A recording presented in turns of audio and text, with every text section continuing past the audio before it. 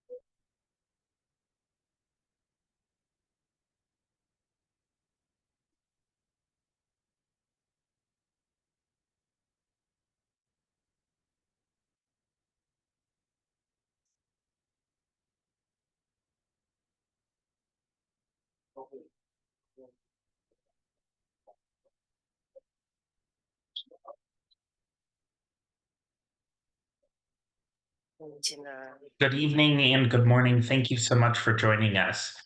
Before we begin, we'd like to make an announcement and let you know that our webinar is bilingual. So please, at the bottom of your Zoom screen, select the interpretation button on your Zoom controls tab, and then select your preferred language, English or Chinese, in order to hear the interpretation, as both languages will be spoken. Thank you so much.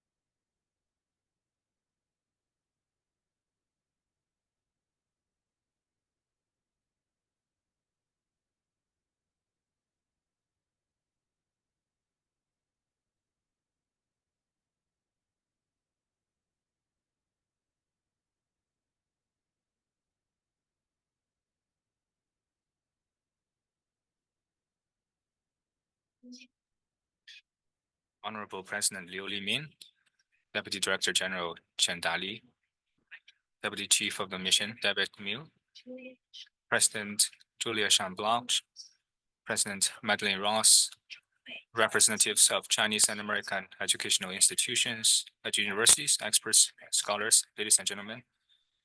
Good morning, good evening to you all. I am Fu Bo from CAIE, and I'm very pleased to co-chair the China-US University Workshop on Student Mobility with Ms. Madeleine Ross. With the end of the pandemic, the resumption of China-US exchanges, number of Chinese students in the US and American students in China have shown a rebound. However, there is still a large gap in the number of US students coming to China compared to the pre-COVID period. Therefore, we are convening this workshop with the theme of increasing US student mobility to China. We invited representatives of Chinese and US governments, educational institutions, universities, and students to jointly review the current situation of student mobility in Chinese and US universities to gain a deeper understanding of the subjective and objective factors and challenges affecting US students' mobility to China. And we will also introduce the short-term study programs and services provided by Chinese universities for international students so as to facilitate two-way mobility of students to both countries. This workshop is held in hybrid form. Here at the offline venue, we are convening at the association. We have with us President Liu Limin of CAIE, Deputy Director General Chen Dali of the Department of International Cooperation Exchanges of the Ministry of Education of China, Vice President Chen Zhenmin of Fudan University, Vice President Jia Wenjin of BFSU, and speakers from other Chinese educational institutions and universities. Due to time limits, I won't introduce all the Chinese delegates one by one. From the US side, we have Deputy Chief of the Mission David Mill of the US Embassy in China, Executive Chair of the US CET, Mr. Julia Chan Bloch, President of IIE, Professor Alan Goodman, and CEO Panta All of Association of International Educators, and representatives from more than 200 institutions and universities in China and the US. A warm welcome to you all. Now we will go to the speech session. First of all, I will invite President Liu Limin of CAIE to give a speech, followed by Ms. Julia Chan Bloch, and then David Miller, Deputy Chief of the Mission of the US Embassy, and then Deputy DG Chen Dali from MOE. So President Chen, you have the floor. President Liu. Respected Chief, Deputy Chief of Mission, Ms. David Mill, Executive Chair, Ms. Julia Chan Bloch, Chairwoman Madeleine Ross, CEO Alan Goodman, and CEO Fanta All, distinguished university presidents, experts, and scholars from both China and the US, ladies and gentlemen, greetings to you all. As we embark on the new year, It is a special pleasure to gather with friends to discuss the important topic of promoting exchange and study in China for American students. First, on behalf of the China Education Association for International Exchange, I extend a warm welcome to all participants online and in this room. At the outset of the new year, Chinese President Xi Jinping and US President Biden exchanged congratulatory letters marking the 45th anniversary of diplomatic ties between our two nations. Despite the challenges faced over the past 45 years, the overall trajectory of China-US relations has been forward-moving. The recent San Francisco meeting held just 2 months ago outlined the San Francisco vision, charting the course for the future development of China-US relations. Youth represents the future and hope, and youth exchanges play a pivotal role in the development of diplomatic ties, facilitating mutual understanding, dispelling misconceptions, and deepening understanding among the younger generation through various means, such as studying in China, student exchanges, and international summer schools, are crucial for building a solid foundation of public opinion for the development of China-US relations. Due to factors such as the pandemic, the number of American students studying in China has seen a sharp decline. Despite some recovery this year, the pace remains slow. To enhance people-to-people exchanges, particularly among the youth, President Xi Jinping's proposal to invite 50,000 American youth to China for exchange and study over the next 5 years injects strong confidence and motivation into our efforts. Today's workshop is both practical and timely, focusing on the common concern of educators from both countries, expanding student mobility, deepening educational exchange cooperation between China and the US requires a foundation in student mobility. Chinese and American educational institutions and universities should strengthen cooperation, establish closer ties, design and implement more diverse and enriching exchange programs, and provide American students with high-quality choices, thereby addressing the current imbalance in student flows between our two countries. Simultaneously, we hope our American counterparts actively guide American students to view studying in China rationally and correctly, fostering understanding through exchanges and building stronger friendships. Colleagues, the China Education Association for International Exchange, as a nationwide organization promoting non-governmental educational exchanges, has been dedicated to fostering friendly exchanges between Chinese and American youth for over 40 years since its inauguration. Effective exchange activities such as Knowing China and Thousand Schools Together have been conducted in collaboration with our American counterparts. Last year, in order to promote the resumption of educational exchanges between China and the US, the association organized 6 delegations in total to visit the US. Personally, in May of last year, I led the first working group to the US since COVID, initiating a journey to break the ice post-pandemic. I had the opportunity to meet with Ambassador Zhang Zhixiang, Julia Shan-Bloch, and President Alan Goodman, exchanging ideas face-to-face and advancing mutual understanding. Today, I'm very delighted to see representatives from various Chinese American universities participating in this conference, engaging in cooperative discussions and planning for the future.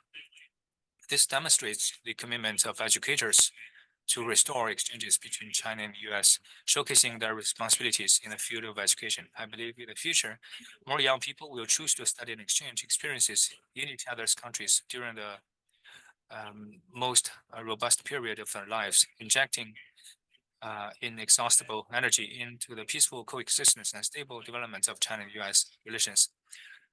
I also want to share with you that the association will host from January 27th to 29th, the 2024 China-US Youth Friendship event in Shanghai, where the first joint communique between the two countries was signed. This offline event during the Chinese Lunar New Year, we'll invite Chinese and American students for interactive exchanges, fostering mutual understanding and setting a positive tone for the resumption of China-US educational exchanges. Dear colleagues, relationships established with genuine hearts endure the test of time. President Xi Jinping sent his reply letter to the youth in Iowa State, emphasizing the importance of a youth exchange in shaping the future of our bilateral relations.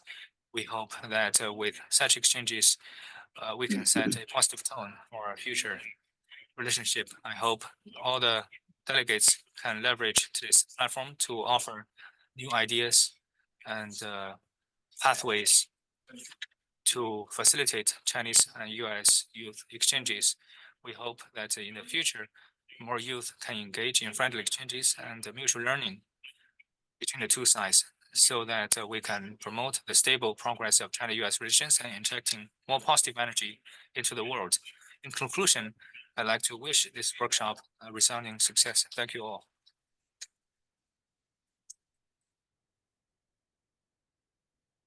Thank you, President Liu. And a warm welcome to our audience in the US, China, and everywhere. Did I hear something? Yes. Shall I continue? Okay. The US-China Education Trust is delighted to be working with our colleagues at CAIE to convene the third program in our series to rebuild US-China education exchange. Our first two programs found much that both sides could agree on, most notably, education exchanges enduring and powerful value in building trust and understanding, and its legacy of communication, connection, and cooperation. But the participants also candidly discussed deep-seated obstacles in the way of getting US-China education exchange back on track. We're all well aware that the pandemic and tensions in US-China relations have led to dramatic drops in student exchanges between the two countries in recent years. When I first heard that only 350 US students studied in China in 2022, rebounding to roughly 700 in 2023, I literally could not believe my ears. This is why our focus today is on US students going to China. Developing a strong core of young Americans who understand China firsthand is probably more important today than at any time in recent decades. Both Presidents Biden and Xi signaled their desire to improve people-to-people ties at their meeting in San Francisco last month. President Xi Jinping's announcement that Beijing is ready to welcome 50,000 American students to China on exchange or study programs in the next 5 years is timely and welcomed in both countries. I ask the speakers and all of you in the audience, can it be done? Will we see 50,000 American students in China in 5 years? USET and CAIE have assembled a very strong group of experts for this workshop, a group that brings together decades of scholarship and practical experience in this field. We are grateful to the Institute of International Education and NAFSA Association of International Educators for their strong support. In our audience today, we have several hundred representatives from universities in the US, China, and elsewhere. And we hope that this workshop will provide ideas and resources to energize everybody's work. If this group cannot help to meet President Xi's invitation, his challenge, I ask you, who can? Let me conclude by saying, education exchange does not stop with one generation. It creates relationships that reverberate through families and down through generations, and it goes to the heart of our bilateral relationship. We need to ensure that we train wise future leaders to steward the US-China relationship, the most important bilateral relationship of the 21st century. This is what USET sees as our important mission here and now. It is my pleasure now to turn the mic over to David Mealy, Chargé d'Affaires and Deputy Chief of Mission of the U.S. Embassy in Beijing. We very much appreciate the Embassy's support and your being with us this morning in Beijing and this evening in D.C. It's all yours. Hi, good morning, everybody from Beijing. I'm honored to join you today. Special hello to Dr. Liu Li Min, to Ambassador Block, to Deputy Director Chen Dali, to university leaders present. Good morning, everybody. It really is my honor to be here to discuss our common goal of great importance, which is increasing student mobility between the United States and China, with a keen interest in fostering more opportunities for young Americans to study in China. Let's start with some data points, and a few of these have already come up, but they're worth underlining. Back in 2011, just over 10 years ago, we had roughly 15,000 American students studying in China. That number dropped significantly. In 2022, it was down to 350, and we've noted that the conditions surrounding the COVID pandemic were part of the reason, but we also noted so far today that we've been reflecting on the other reasons, and I think that needs some deep reflection. We have, since that time, doubled that number up to 700. That's a very, very low number still. When you compare it with 290,000 Chinese students currently studying in American universities and colleges across the country in the U.S. We welcome those students in the U.S. We would even be happy to see those numbers increase. And in 2023, we issued visas to over 105,000 new Chinese students and scholars. So the momentum is there. And Beijing is now our #1 student visa issuing post in the world. And China is one of our top posts for student visas overall. People-to-people engagement and meaningful exchange between the United States and China benefits both of our countries. The hundreds of thousands of Chinese students who have studied in the United States bring home not only hard-earned diplomas and degrees, but also a deeper understanding of American culture and society, forged by the friendships, the mentorships, and the connections that are made during their studies. The United States needs more American students coming to China to learn Mandarin, to study Chinese culture, to build connections, and to become our next generation of China experts. We need to do more to open and expand opportunities for American students and scholars to come to China. It is a priority in our efforts to promote people-to-people ties. I encourage participants during the workshop to identify new and innovative opportunities to bring more American students to China. To strengthen understanding on U.S. campuses on the importance of expanding Mandarin language skills, as well as leadership and other transferable career skills that are not only tailored to China, but also to work on global competencies. It's also important to broaden scholarship flexibility and public-private engagement. To conclude, the U.S. supports all efforts to increase student mobility and to bring more Americans to study in China. We know this is a catalyst for fostering connections between our countries, our institutions, and our future leaders. I'm sorry I'm not there to join you this morning. We are well represented by our embassy today. I am certain that the hosts and organizers will facilitate a collaborative and productive workshop that will produce new partnerships and projects. And I'd like to thank all of the participants for their time and their passion and their dedication to education exchange between our countries. Thank you for this opportunity to join you today, to speak to you today. I wish you all an outstanding conference. Thanks very much.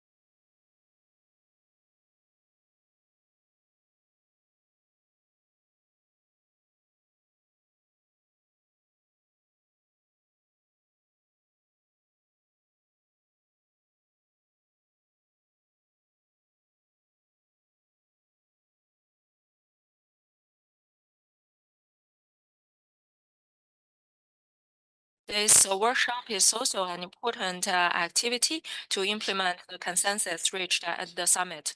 And I believe that this workshop could benefit all of us, especially in the following aspects. The first is that we see very positive signals from the summit. President Xi and President Biden played a key leading role in bilateral relations, and we know there are some ups and downs, but it's the right time for us to resume our steady bilateral relations. We need to leverage our own influence to strengthen cooperation confidence, expand our cooperation scope, so as to create a favorable atmosphere for education cooperation between the two countries.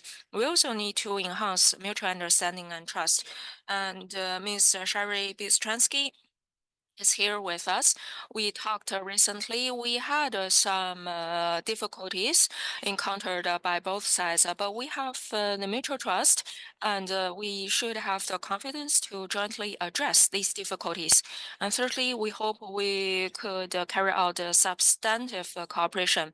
We hope that universities of two countries can work together to create more opportunities for exchanges of the young people through degree programs, summer schools, inter-school exchanges, exchanges, and so on. Since the beginning of this year, official exchanges in education sector between our two countries have continued to resume, and we now have seen emerging platforms for more dialogues between the youth of the two countries. I believe that this workshop is a brand new starting point, and we are going to generate a spillover effect in the future so that more favorable opportunities could be created in the future. And we are just 12 days in the new year of 2024. And we already have students from Columbia University in Beijing, Chengdu, and Qingdao. As President Liu said, we are going to organize some networking event for China and for Chinese and American youth in Shanghai in the near future in order to improve mutual understanding and trust. And in the future, the Ministry of Education will take more practical, effective actions to encourage more American students to come to China. We support CEAIE to work closely with IIE to collect information about available programs in China so as to do a good job in publicity, so as to achieve this goal of inviting 50,000 American youth to China. I sincerely hope that all of us could make our due contribution to this goal and to enhance the mutual trust and mutual understanding between the young generation of two countries. In the end, I would like to thank you for your participation and wish this seminar a complete success. Thank you. So I would like to thank our four speakers in the opening remarks session. And we really place high hopes in this event and for the exchanges in education between the two countries. And we place high hope in the young generation of both countries. So thank you. And now let's start our thematic presentation session. Every year, there is Open Door report, which is the most authoritative survey on international students in America. So today we have a research director of IIE, Mirka Amato, who's going to share with us what's going on now with American students in China and their challenges faced in China.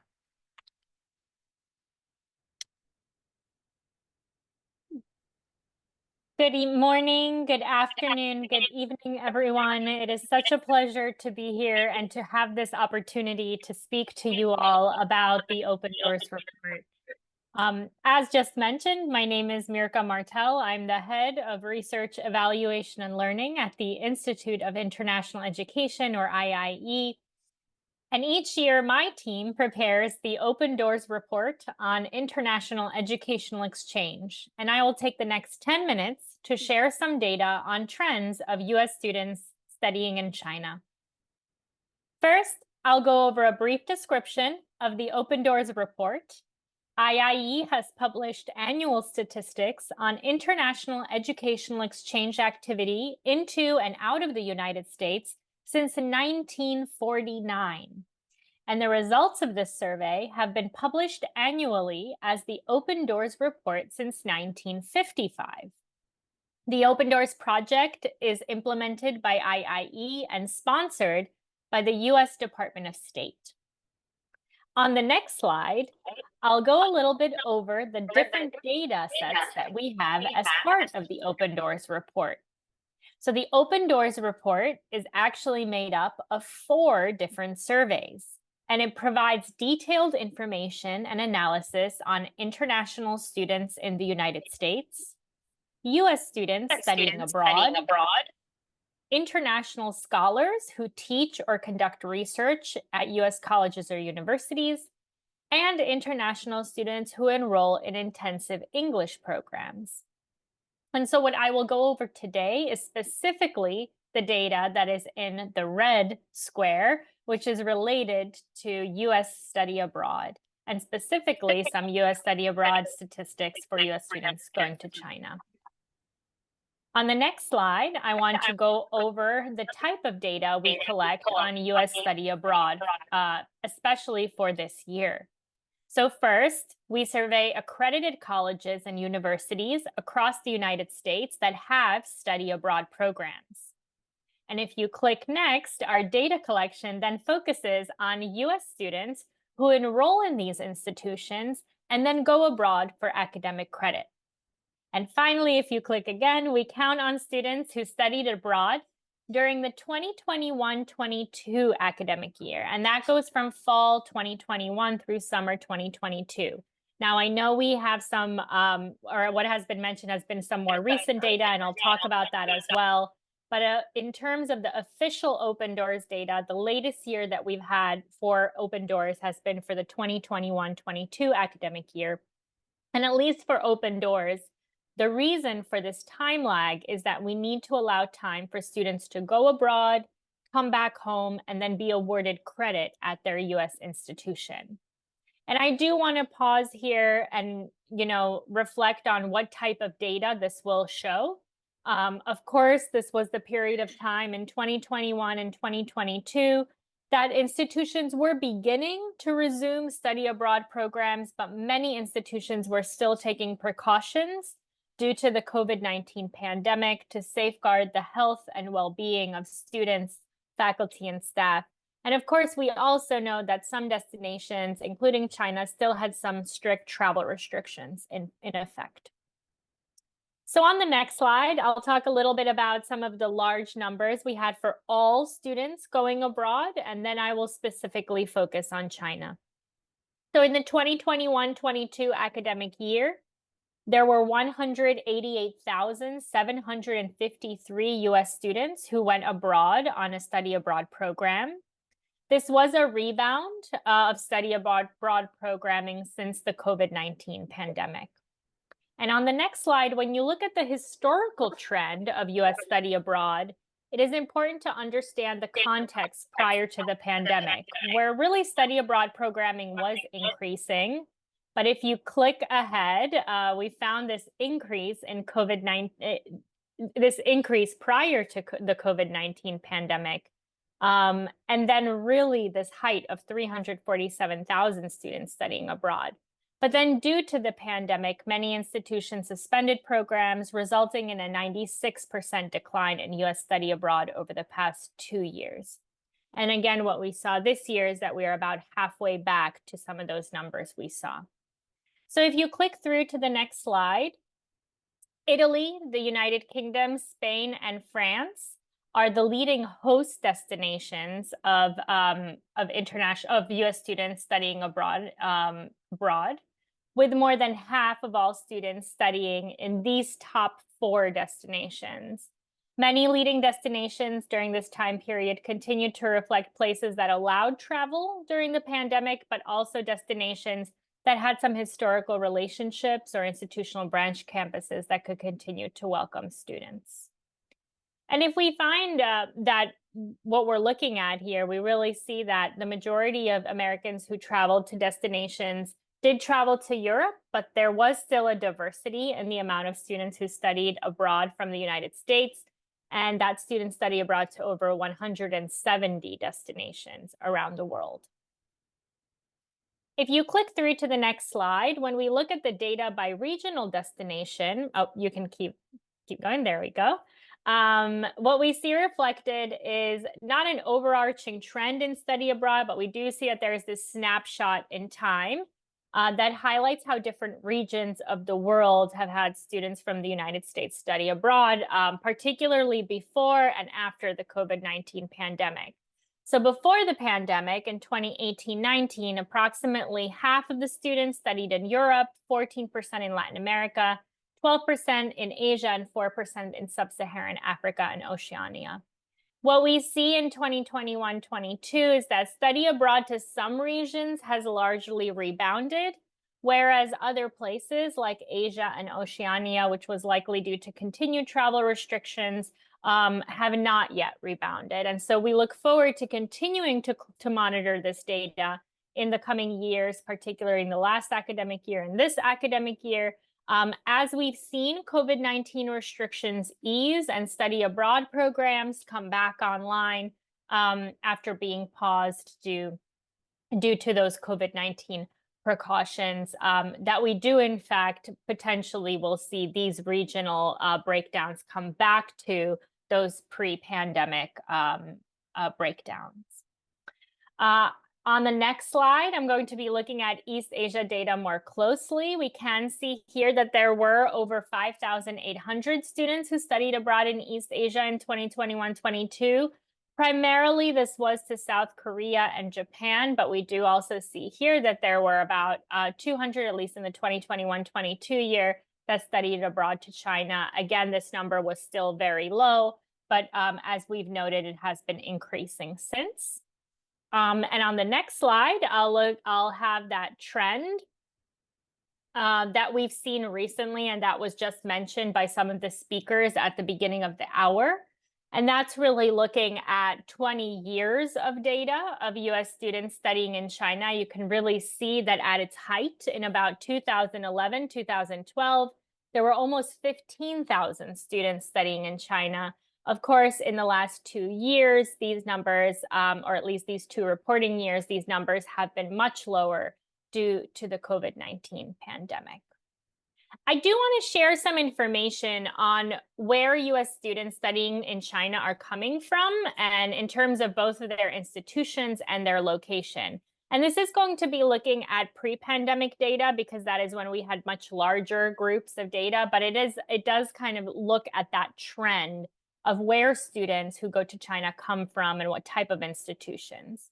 So first, on the next slide, what you'll see is on the left what states students traditionally study abroad from, and then on the right, those states with institutions that travel, with students that travel to China. So there is comparison here. By and large, most institutions that send students for study abroad are primarily located in institutions in California, New York, Pennsylvania, and Texas. And one interesting finding we have on the right is that when you look at that breakdown for US students who study abroad to China, those top states are California, New York, Pennsylvania, Texas, and Georgia. Another interesting area on the next slide is what types of institutions send US students to China. Now we see here, when we look at the national picture, that most students go abroad from doctoral universities, which are larger 4-year degree universities that are more likely to have established study abroad programming. And if you click through, we do find that this is so the case for US students going to China as well. And as you can see here, the vast majority of US students who go to China on study abroad programs do come from these doctoral universities. And that may also be the case because many of these universities have partnerships or have larger study abroad programs that have already been established for study abroad programming. Finally, one more interesting point is the types of institutions that send US students to China. So when you look at the left here, the majority of institutions that send students abroad globally from the US are public institutions. But interestingly, when you click through, when we look at institutions that send US students abroad to China, the division of public to private institutions is about half and half. So in this case, creating opportunities at both types or all types of institutions will be really critical to increase student mobility of US students going to China. On the next slide, I want to look at the characteristics of US students studying abroad. This is for all US students studying abroad, but there are some similarities here in terms of students also going to China. It is important to understand that as we look to increase the numbers of US students going to China, colleges and universities are also looking to diversify opportunities for students from different types of fields. So what you can see here, that business and management, social sciences have long been the most popular majors for students. And if we look at the STEM fields, which are science, technology, engineering, and math, the largest proportions of US students who go abroad usually come from the physical and life sciences, engineering, or the health fields. But you can see here that students go abroad from the United States from a wide array of majors, and institutions are always continuing to encourage students to participate in global opportunities and study abroad. Now, finally, while smaller in number, the one area I do not want you to forget is not only US students who go to China on credit programs, but actually also US students who go to China on non-credit programs. We've been collecting data on non-credit study abroad for about 10 years now. And indeed here, while those numbers are smaller, they are important. And non-credit study abroad experiences can include internships or research abroad. So understanding some of these broader opportunities for study abroad, both for academic credit or for non-credit, can also help promote more opportunities for US students to study abroad to China. Before I finish, I do want to highlight that more recent data. We had a snapshot survey that just came out in the spring of 2023. And just like some of the data that has been shared earlier in this hour, we are seeing a rebound in study abroad as we look to future academic years. We are seeing amongst the responses here from universities that the majority of universities are anticipating study abroad growth to continue and to go up, not only in the 2022-23 academic year, but also in the 2023-24 academic year. So that is good news and indicates that by and large, most institutions are anticipating to increase their US study abroad numbers and US study abroad opportunities abroad. So thank you so much for the opportunity to contribute. Please do look for more of our data on opendoorsdata.org, and I look forward to answering any questions later on in the session. Thank you so much.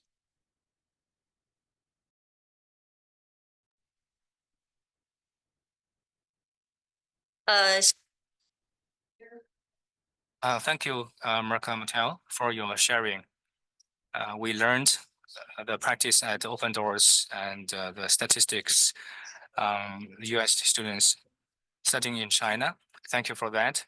Now we would like to invite Ms. Wu Yimeng, consultant at the deputy director level from the Division of Study in China of the Department of International Cooperation Exchanges of MOE of China, to share the latest development in China, to encourage international students to come and study in China, please. Respected leaders, dear guests, colleagues from the US and Chinese institutions, good morning and good evening. I'm very delighted to attend this workshop to engage in friendly discussions on the topic of mutual interest on Sino-US student mobility and the internationalization of study in China. Earlier, Ms. Martel shared insights into the situation of American students studying in China. Now I'd like to provide an overview of the overall situation of international students studying in China and the measures we're taking to restore the trend of coming to China for study. In recent years, the Chinese government has attached great importance to international exchanges in the educational arena. President Xi Jinping has responded to letters from international students in China on 4 occasions, demonstrating the government's commitment to the well-being of international students in China. And through joint efforts of the Chinese government and Chinese universities, the quality of education and service levels for international students in China have consistently improved. For example, the undergraduate international students accounted for 67%, an increase of 26 percentage points from 2012 in the 2022-2023 academic year, with postgraduate students comprising 35.3%. In the case of American students, the proportion of undergraduate students in the 2022-23 academic year was 50.6%, marking a 40.6 percentage point increase since 2012. And postgraduate students accounted for 38.8%, surpassing the average level. Secondly, policy safeguards have been continuously strengthened to ensure a positive learning and living experience for international students in China. We have enhanced the policy guidance and improved management mechanisms. This has resulted in a comprehensive policy framework covering enrollment management, medical insurance, visa issuance, teaching and training, internships, and employment assistance. Thirdly, service levels have consistently improved. The MOE encourages localities to leverage their advantages and create distinctive state in China brands. Universities are supported in utilizing their academic specialties and discipline advantages, offering various long and short-term study and exchange programs. Dear colleagues, the outbreak of the COVID-19 in early 2020 presented unprecedented challenges to global student mobility. In the post-pandemic era, MOE will adopt more open and inclusive support policies and practical measures to vigorously promote the recovery of international students coming to China for study. Firstly, we aim to ensure high-quality education for international students in China, as quality is the lifeline of studying abroad. We actively promote the standardization of the quality of education for international students in China, guiding localities and schools to implement specific requirements. We encourage third-party industry organizations to continuously improve association certification standards and conduct quality assessment for international students in China. This includes establishing a quality assurance system aligned with international standards, issuing various professional education standards, continuously improving the quality assurance system. Secondly, we explore advancing the convergence management of Chinese and foreign students. Through pilot programs in some universities, we provide equal educational, teaching, and management services for Chinese and foreign students. Based on these experiences, we will further promote such practices when appropriate. We encourage universities to engage in academic research, cultural experience, and social practices. Well, at the same time, for those international students, they have their own cultures or cultural customs. So we encourage universities to provide suitable, reasonable, and much needed help and assistance, and also beneficial extracurricular activities for international students. Thirdly, Chinese government scholarships will be leveraged in order to incentivize more flexible programs to attract international students. We want to build more study programs with our own characteristics in order to reach the outcome reached at the Sino-US Summit in Los Angeles. And since we understand that American students prefer to have some short-term study here in China, Ministry of Education will increase the number and also scholarships provided for short-term study programs in order to encourage American students to come to study in China for a short-term period. For instance, this year or last year, Peking University offered summer camps or summer schools on modern contemporary fictions of China and contemporary Chinese movies, climate change, sustainability, and development economics, and other internship programs for US students. And 124 American students from 25 universities joined in these programs. Fourthly, we're creating a good environment for international students here in China so that they could better understand the cultural heritage of China and broaden their international horizon. For instance, every year we organize the social internships or field trips so that international students could have their personal first-hand experience of China. We also have a writing contest and a short video contest, which are warmly responded by international students here in China. And in the future, we are going to encourage more innovation in these cross-cultural exchange activities organized by universities in different provinces in China. And fifthly, we also want to provide career development opportunities for outstanding young foreign talents. China is the second largest economy.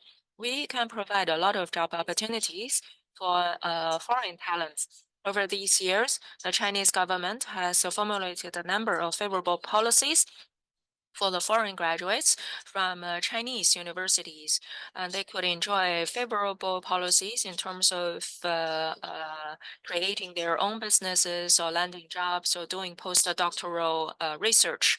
And now there are also visa and residence permit favorable policies for the foreign graduates of universities in Beijing and Shanghai. In the future, we will work out more such policies for the foreign young talents. Dear participants and friends, we have 5,000 years of history and a very modern and booming industry.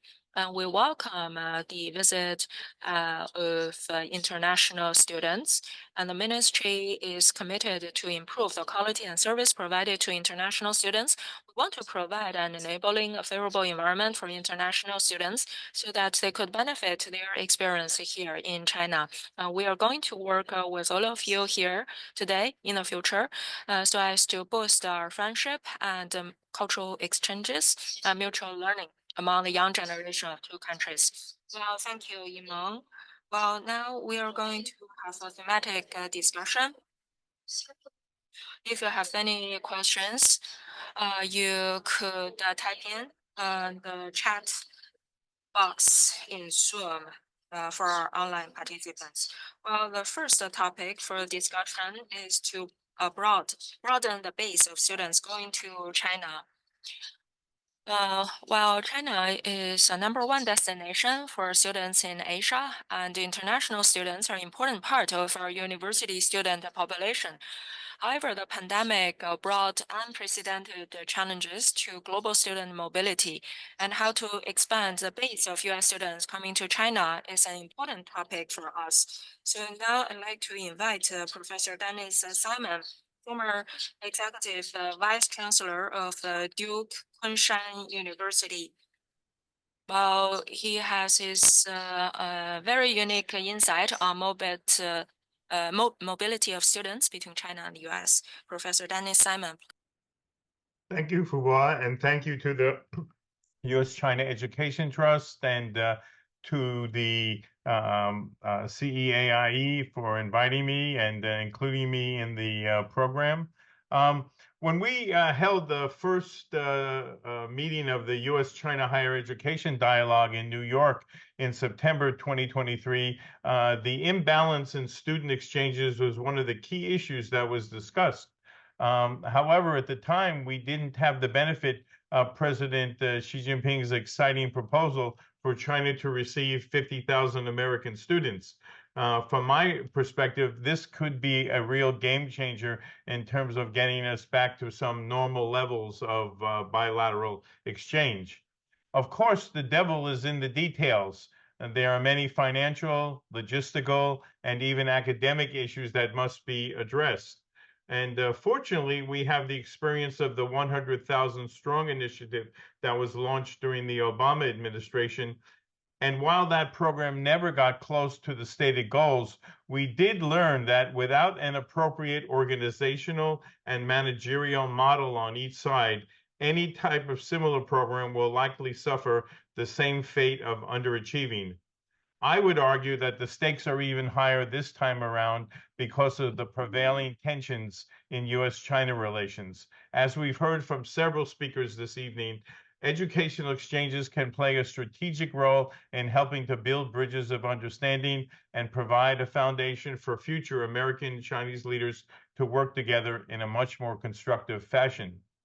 I want to make one key point on the Chinese side of the equation before moving on to my ideas about program innovation and orchestration. And here I want to refer to a comment that was made by Dr. Mabel Miao earlier this week in Beijing. Mabel is with the Center for China and Globalization. Mabel pointed out that we need to recognize that this initiative within China is viewed in highly strategic terms. When the top leader of China puts forth a proposal, it becomes a type of directive for local leaders at the provincial and municipal level and across universities to take action. And in other words, I think we need to understand that President Xi's remarks may serve as a call for mobilization of resources, etc., at the operating level, thus opening up a multiplicity of opportunities, just like we heard from Madam Wu Yiming just now. And I think that we are going to see a lot of possibility for innovation come out of China at this moment. As was mentioned, I previously served as the executive vice chancellor of Duke Kunshan University between 2015 and 2020. And I've stayed involved watching over this important venture between Duke, Wuhan University, and the city of Kunshan. Joint venture universities, and there are 4 of them, as well as there are many productive cooperative projects such as the Hopkins Nanjing Center, the new Georgia Tech campus in southern China, and the University of Pittsburgh Cooperative Program in Engineering with Sichuan University. These all provide an excellent platform for developing a broad range of programmatic possibilities for attracting U.S. students to China. Many of these projects, but especially the joint venture university ones, have attractive campus facilities and living conditions, many Western trained as well as China trained faculty, and can offer a broad range of unique offerings to attract students looking not only for traditional study abroad, but as well as those looking for something more innovative and creative. And because these universities give accredited U.S. degrees, the issue of credits should be fairly easy to work out. Working with the joint venture universities and programs like the Hopkins Nanjing Center, there may be ways to attract new types of student cohorts interested in coming to China for a summer or a semester. Of course, we already know about those students who come to China for language, culture, and history study. However, I would argue that there's a new group of students on the horizon whose focus is more on global affairs, with emphasis on such issues as global climate change, global pandemics, global food security, the environment, etc. These students conceivably want to come to China to better understand China's evolving role in world affairs, especially as it pertains to these types of global challenge issues. One could imagine a series of dedicated summer institutes with participants and faculty from China and the US, with focus on topics such as global food security or even global management of artificial intelligence. My point is that we must begin to move beyond trying to attract the types of students that used to dominate the list of participants and begin to discover an entirely new source of potential participants. On the US side, quite clearly, we must identify the mechanisms by which such initiatives can be developed and implemented. Obviously, funding is at the top of the list in terms of getting adequate financial support. But just as important is the issue in the US side, at least, of whether we adopt a centralized or decentralized approach. Should the US have a central coordinating point of contact, or should we simply adopt a more autonomous approach? Are universities and high schools best left to themselves to make these things happen? And of course, the answer to these questions has very much to do with the way the Chinese side approaches these. Ultimately, we must decipher what are the best twinning relationships that must be forged to translate President Xi's call to action into concrete program opportunities that are adequately supported and managed. My sense is that we should not expect a significant role for the US federal government in terms of money or involvement. I hope I'm wrong, because it's clearly imperative for the US to have a generation of new graduates specialized in the study of China as a whole or specialized in various aspects of the Chinese situation. While getting 50,000 American students to China over 5 years is not a small undertaking, we must remember it is only the first step in bringing our collective national understanding of contemporary China to a more adequate level. I am hoping that President Xi's offer can be realized and that it becomes just one of the many more ways Americans and Chinese can have opportunities to study, live, and work together across Pacific. Thank you very much.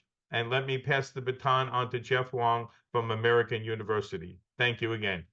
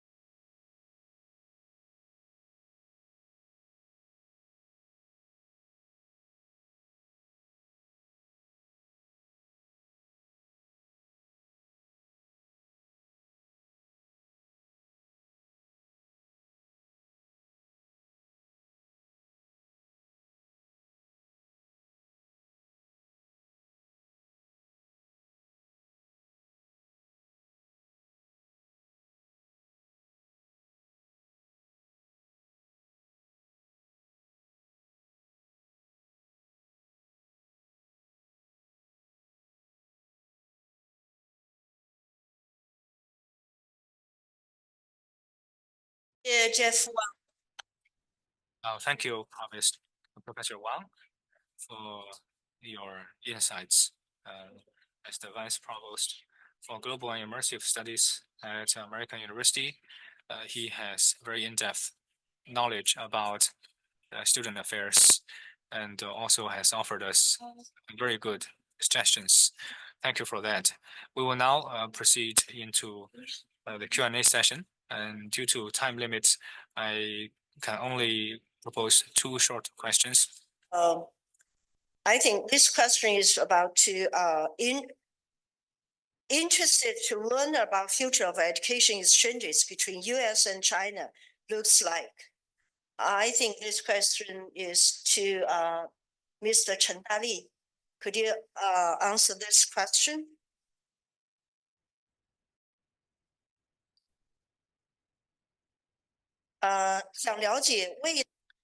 So the first question is they want to learn about the future prospect of China-US educational exchange. Well, this is obviously a very big topic. I'll try my best to respond to this question. My personal impression in the past few years is that the pandemic has dealt a very heavy blow to China-US educational exchanges, as we have seen the decline in the number of international students, including Chinese students going to the US and vice versa. Compared to pre-COVID, I think we have seen a nearly 50% reduction for Chinese students going to the US. I suspect a similar trend has been witnessed in the other direction. So the pandemic has exerted huge impact on the bilateral exchanges. Before COVID, educational exchange is one of the most vibrant areas of exchanges between our 2 countries. But I remain confident about future prospect in the future. A few weeks ago, I had a meeting with Sherry, and she told me that in 2023, the student visa issued by the US Embassy in China has gone over 100,000. So we see very rapid resumption and rebound of the support, the interest of Chinese students going abroad, studying in the US. I can feel the strong demand of the Chinese students, and the US remains one of the top destinations for Chinese students. For studying in China, the 50,000 US youth come and visit China in the coming 5 years is a very ambitious target. I can feel the enthusiasm behind this target from all the colleagues present today and from other sectors. I foresee an exponential growth in this regard in the future 5 years. For MOE, we will do our best to support CAIE, all the local universities and institutions, whether you want to establish exchange programs or launch scholarships. We will invest 6,000 person month resources to universities. In terms of scholarship, we will provide a 6,000 allowance for per international student coming to study in China. And this is the support we are mulling over. We have also entrusted CAIE to help us design more targeted resources, including a 2,000 human resources support for other civil society trust and foundations. If they are interested in establishing exchange programs, we hope we can elevate the number of US students to 1,000. So all in all, we estimate that we can boost the number of US students studying in China up to 10,000. That will be a marked increase compared to previous years. I also forgot to mention that last year we have seen great progress in resumption of educational exchanges. We organized a delegation including 15 university presidents and vice presidents to go to the US in September 2023 for a high-level dialogue. And last December in Hong Kong, we convened another workshop for university presidents to jointly explore how China and US can facilitate university students' mobility. And also for today's workshop, we also have delegates from partner institutions who also took part in our last year's exchanges. Vice Minister of Education in last April, right after China reopened, went to visit the US at the invitation of his US counterpart. And during that trip, he visited several educational institutions. So the overall trend has been very positive. The San Francisco meeting also injected new vitality in our bilateral exchanges. That's why I remain firmly confident that this positive momentum will continue. I also hope that the 200 US delegates present today can fully participate in this endeavor. We welcome universities, high schools, and primary schools from the US to send students to China for exchange and study. We want to tap into the full potential of the civil society to make this process more autonomous and more vibrant. And for us, we will offer better design and support. American students coming to China study, and also questions about the State Department's level 3 travel warning on China's makes traveling there virtually impossible for American university students. Does the State Department understand this? And how are these travel warnings issued? And what are they reviewed? These questions are from American audience, but because of the time, we have to stop here. I think in the next part, we could have time to talking about it. So, so much for my position now. 感谢各位嘉宾的积极参与。Thank you once again for your contributions. I will now hand over to Madeline Ross, President of US CET, to moderate the next session.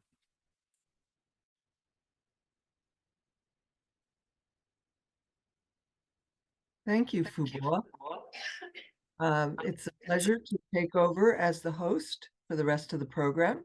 And because we're a little bit behind time, I'm going to jump right into introducing the next topic, which is how to design study abroad and internship programs for the students in the post-pandemic world. We hope to get into a little more detail about that now.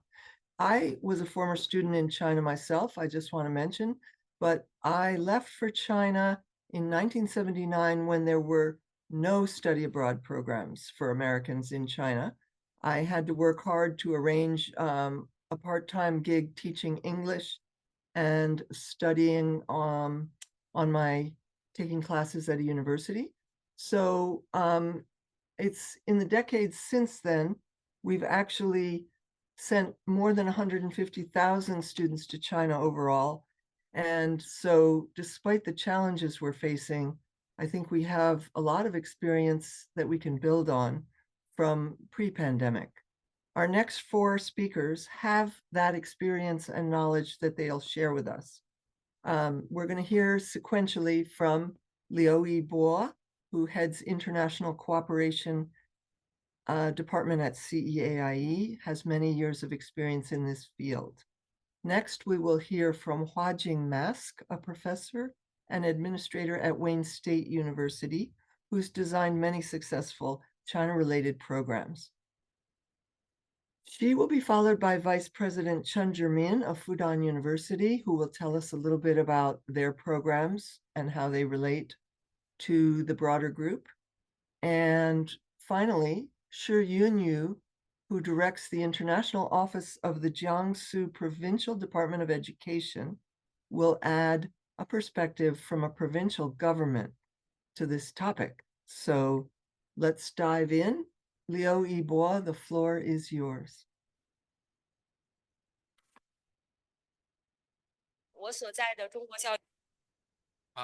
Thank you, Chair, for your introduction. So for CAIE, we are a national association with 1,209 members. By establishing this exchange platform, we aim to expand cooperation resources, capacity building, and provide international consultation. We're committed to increasing the internationalization of member institutions and promoting the quality development of international exchanges in education. In order to enable the participants to better understand the short-term study programs offered by Chinese universities, we have done a sample survey for member universities, which is representative to a certain extent. So there are 5 categories, including Chinese language programs in China, international summer school programs, other short-term study programs in China, short-term internship programs, and preparatory programs for international students.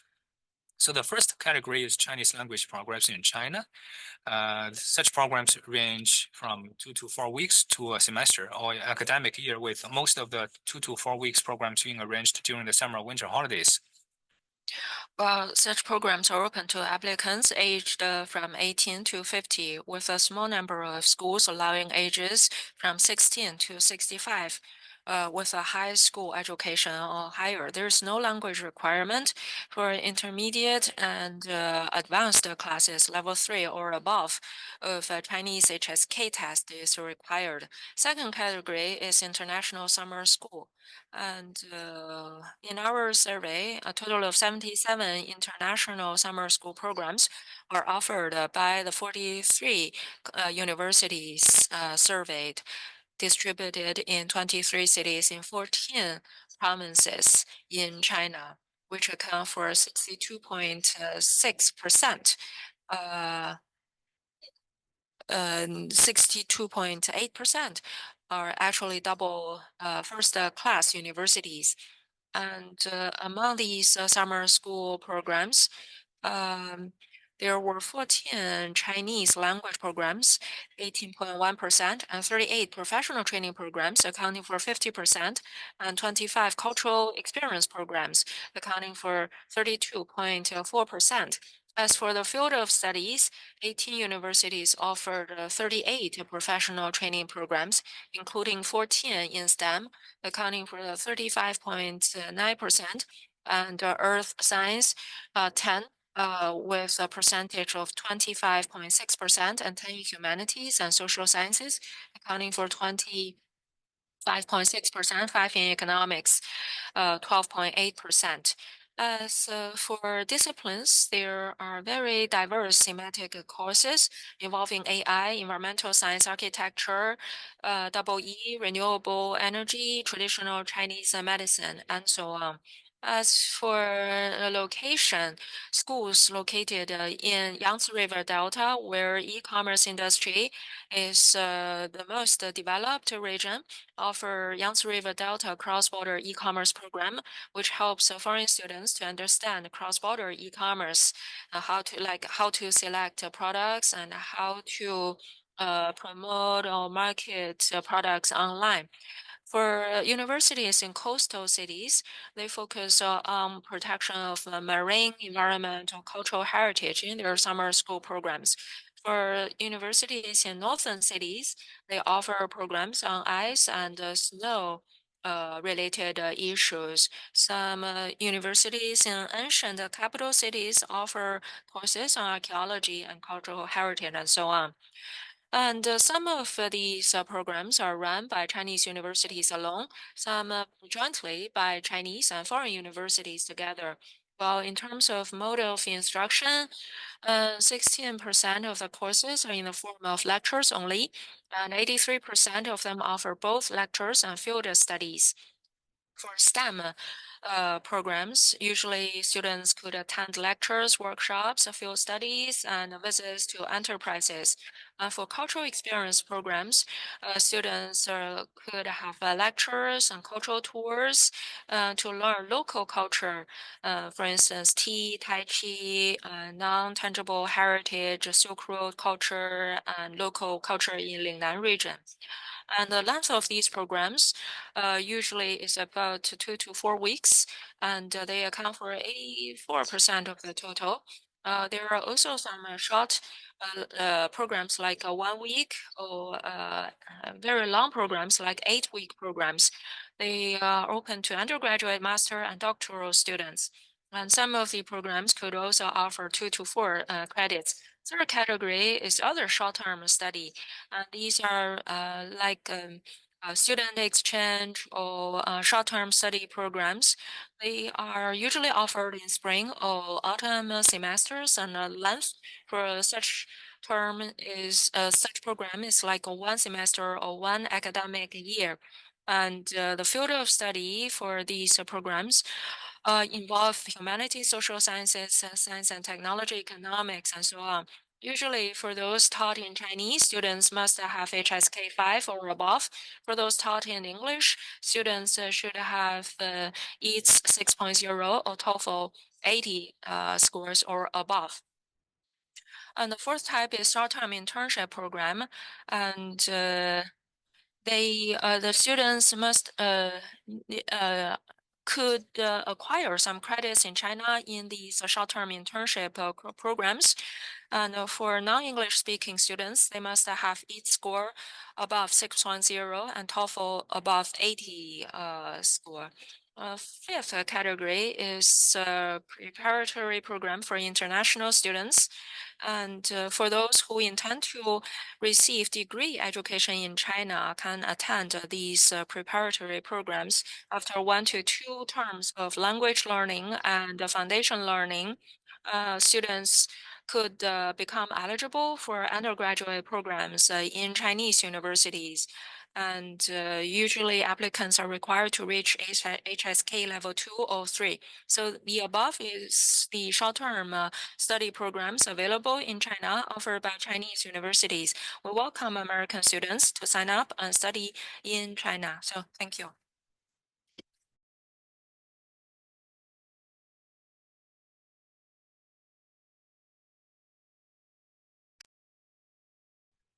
Hello, thank you very much, and good morning and good evening. I'm very honored to have the opportunity to contribute to this important discussion. So today, I hope to discuss 4 aspects: understanding U.S. students' motivation for studying abroad, and identifying barriers to study in China, sharing some program ideas, and then highlights the importance of partnerships. And I completely echo Jeff's remarks on ideas of programs that are appealing to students, as well as the barriers he mentioned. I think today's students prioritize career-related experiences that align with their majors when studying abroad. They seek programs that blend cultural richness with the practical learning, ensuring their time abroad contributes meaningfully and intentionally to academic and career progress. Because many students work in the summer, the appeal of short-term study abroad lies in its ability to integrate these essential aspects. And in addition to the geopolitics and health concern mentioned by Jeff, I would also highlight a few more. For the U.S. higher education institutions, for example, many rely on the State Department's travel advisory to assess risk for students travel abroad. The continuous level 3 advisory for China might dissuade universities from sending students to China. And then for our respected Chinese universities, it used to be that there are very limited availability of courses in English. which contributed to a widespread lack of interests, especially for students who are not in Chinese language or China studies. For courses offered, it used to be they predominantly centered around traditional Chinese culture and language.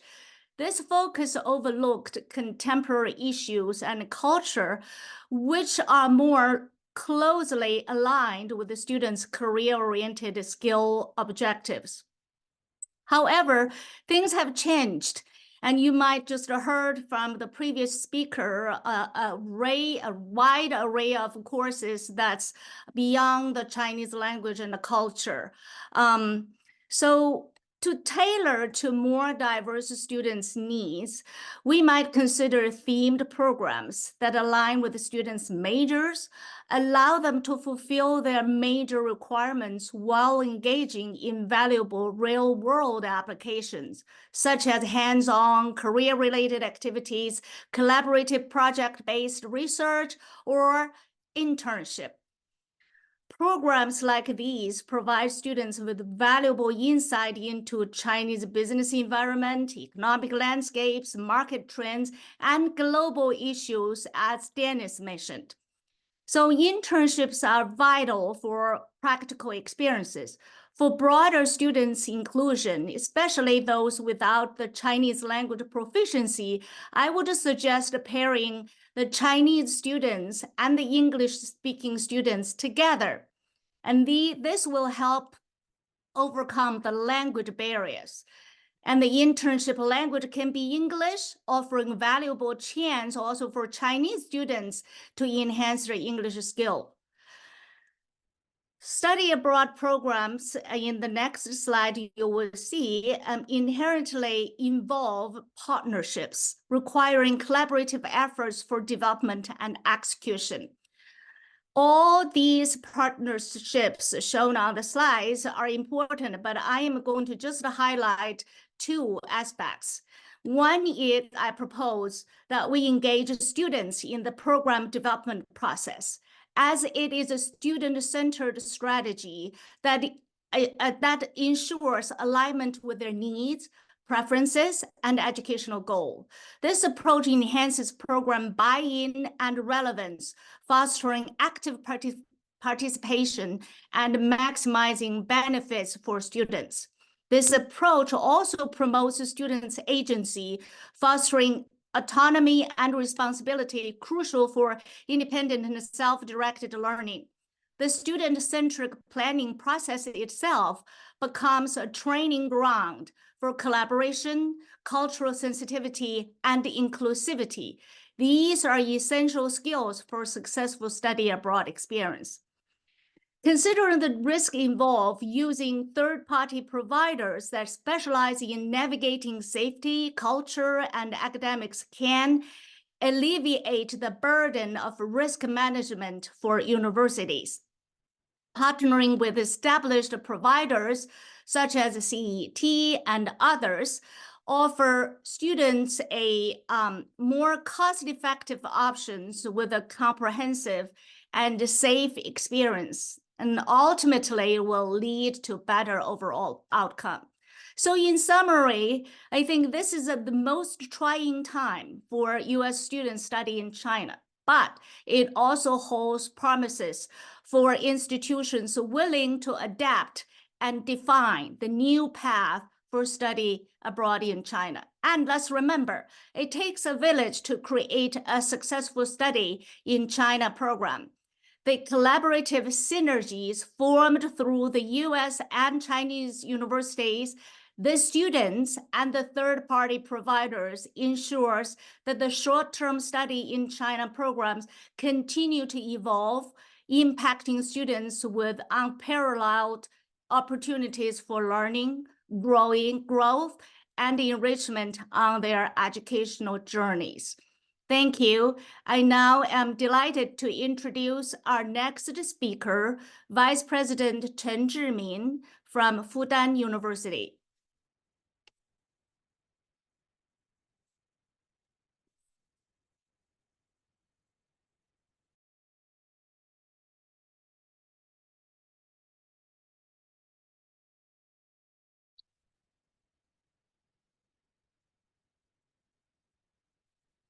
Han, President Ross, dear colleagues.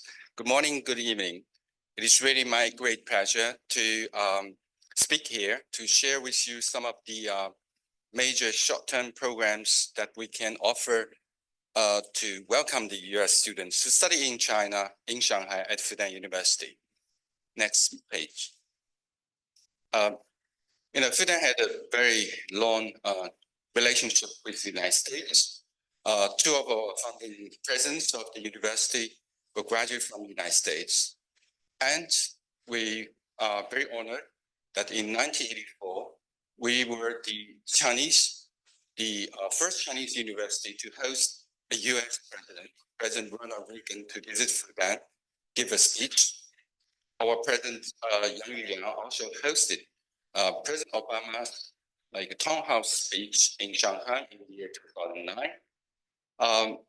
We had the very best American Studies Center among the Chinese university, which also hosted President Biden's visit to the center in the year 2001 when he was the committee chairman in the US Senate. Next page. So here I would try to offer some of the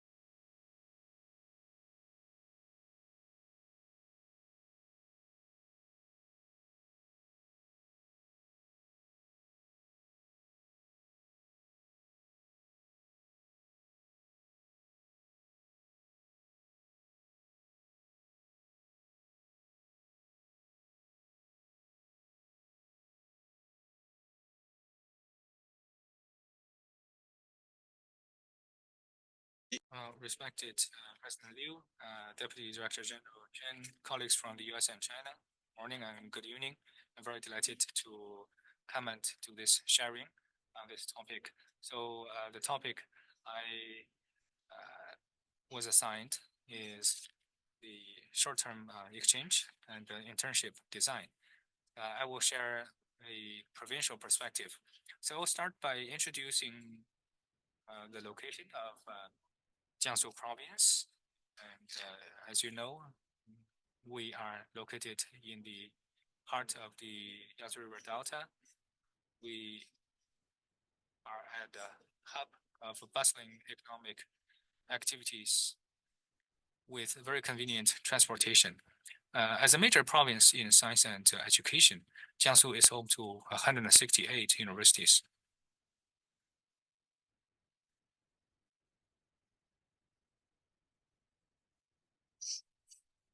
Including 16 universities listed in the National Double First Class Initiative.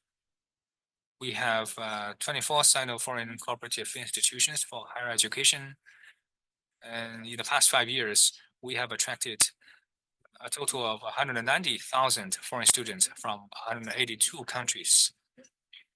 We also have friendship relations with California and New York, 2 states of the US.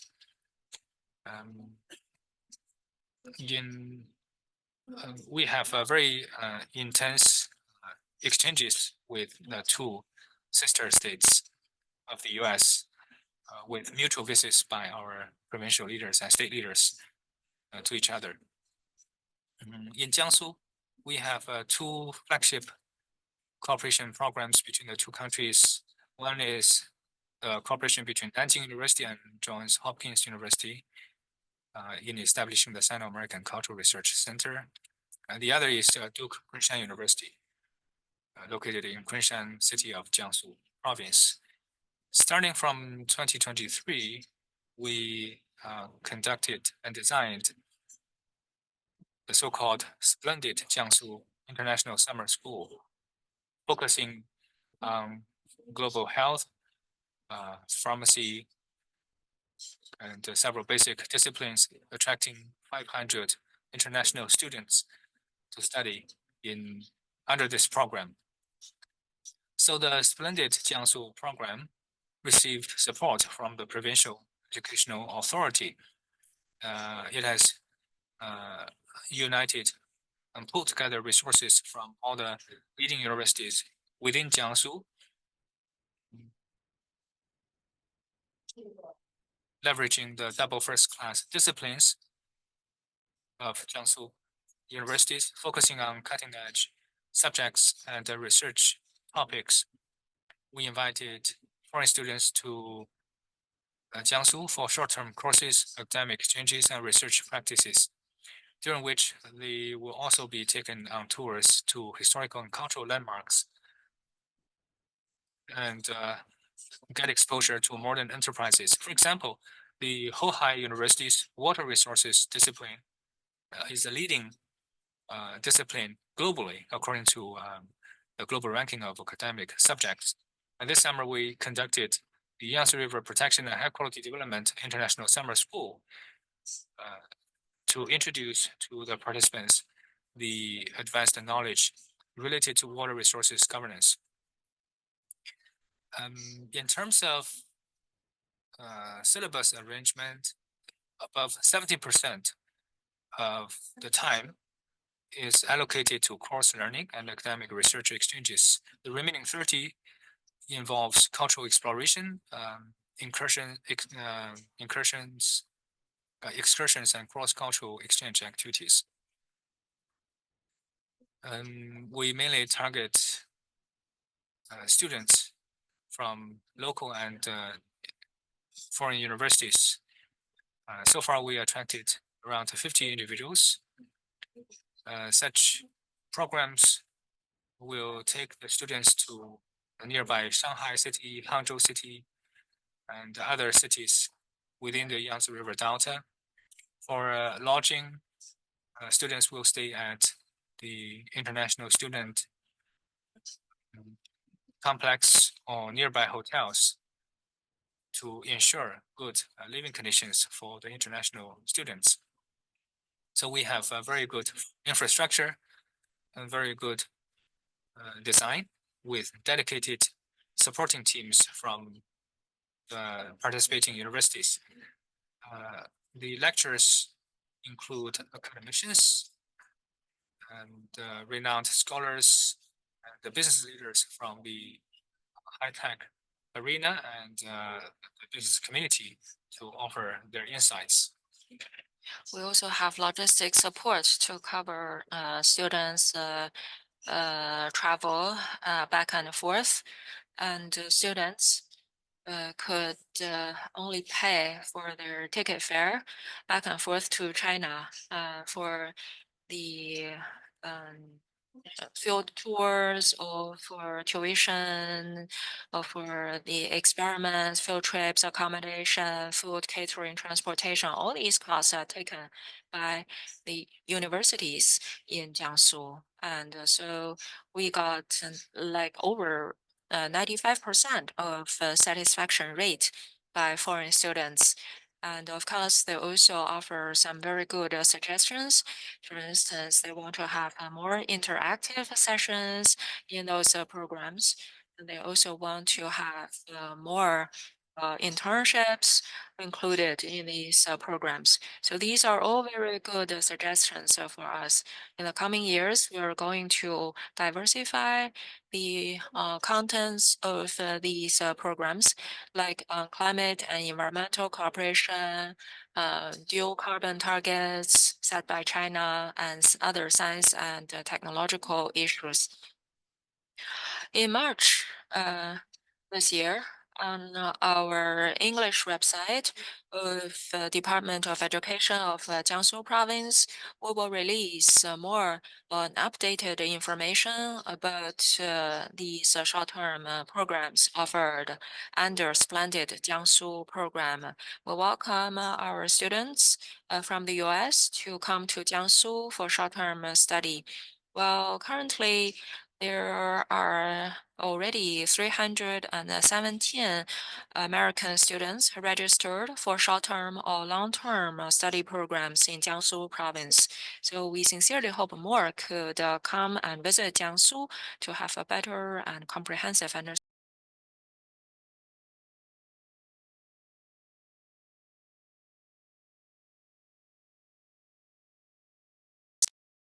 Thank you. Thank you very much. We are now going to turn to our third and final topical session, which will be on the issue of student life in China. We all know that these are incredible programs we've just heard about from at the Jiangsu province, at a leading university that's had long relations with the United States. So there's no lack of opportunities. But to get Americans to study abroad, we need both dynamic programs and we need welcoming conditions where students and their families feel they want to go and feel that they will be safe and healthy. So our next session is on student life in China. And we have interesting speakers. First will be Adam Jones, Director of China Programs at CET, who brings many decades to this topic. And CET actually started out being known as China Education Tours. And they've been operating in China since '82, so they're a real pioneer. Then next, we will hear from Wang Ying, who's in charge of the Office of International Students at Beijing Institute of Tech. She will share insights from her long experience coordinating these programs. And finally, we'll get an important student perspective from Caitlin Tierney, who is a master's student right now at the Yenjing Academy at Peking University, which is an unusual graduate program for both Chinese and international students. So, Adam, let's turn it over to you. Great. Thank you, Madeline. I appreciate it. And so, as Madeline said, I work for CET Academic Programs, and we're not connected to US CET other than our shared commitment to increasing the number of students, US students going to China. CET Academic Programs is a third-party program provider. We started, is it in the early 80s? We've been running programs in China since the early 80s. We started there in 1982, and historically, our largest programs have always been in China. That shifted a few years ago. We have programs all over the world, but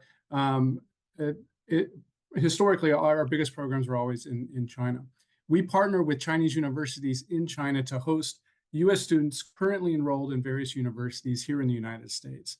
So some of our biggest sending institutions to our China programs are schools like University of North Carolina, Yale University, University of Mississippi, University of Texas, Middlebury, as well as University of Minnesota, which is our school of record.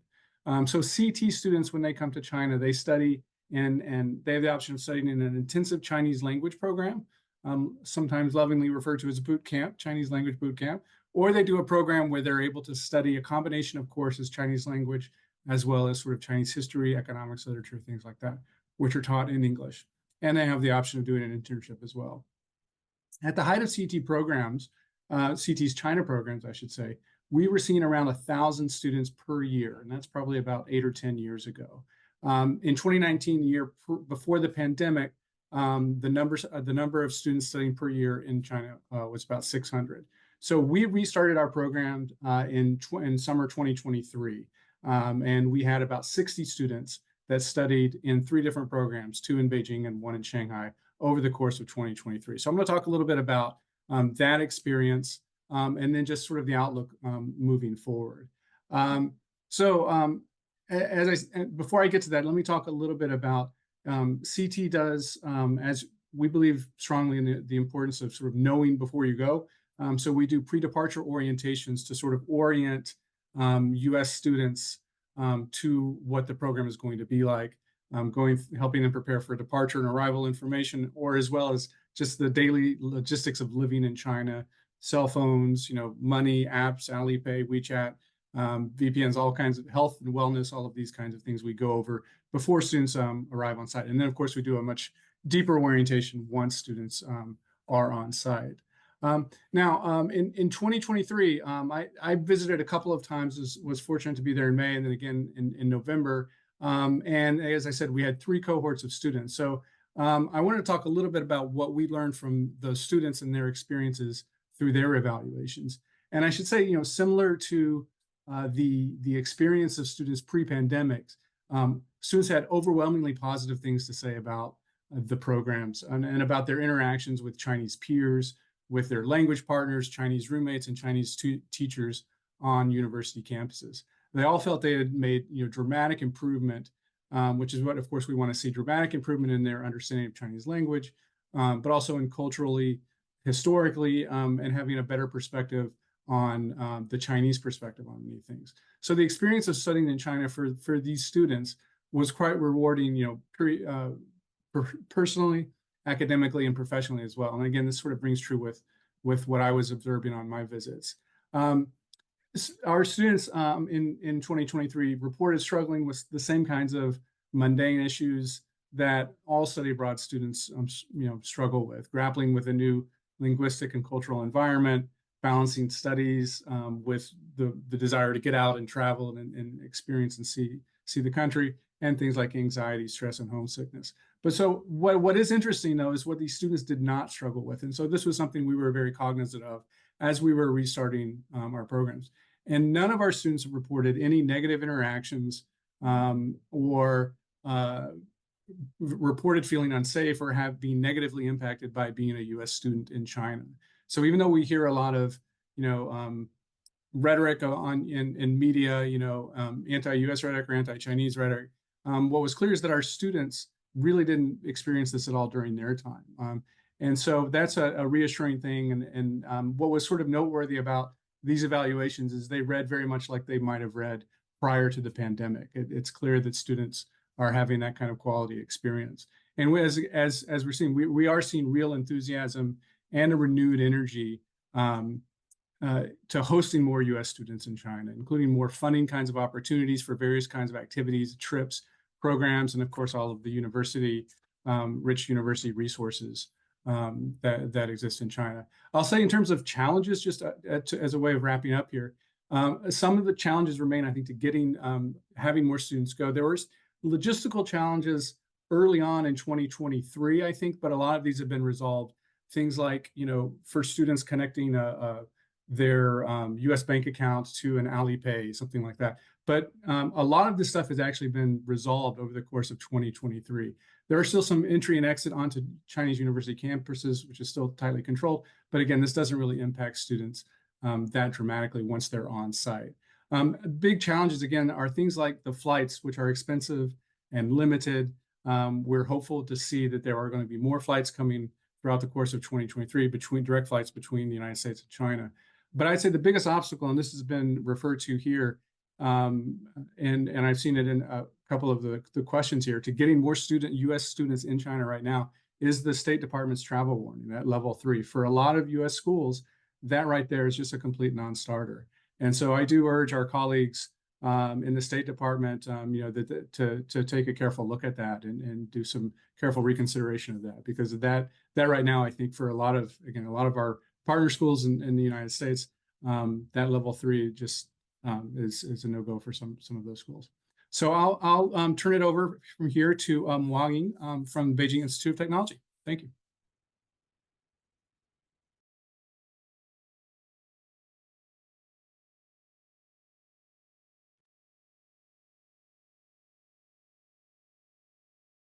Everyone, my name is Wang Ying. I'm the director for Office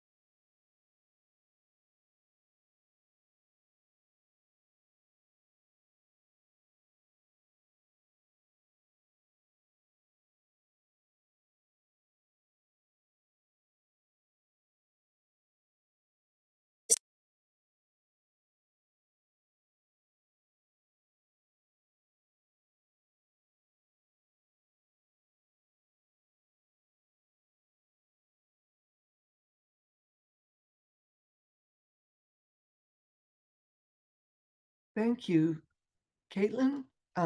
Thank you, all of the last speakers, and let's make time for a few questions. Please try to keep answers as succinct as you can.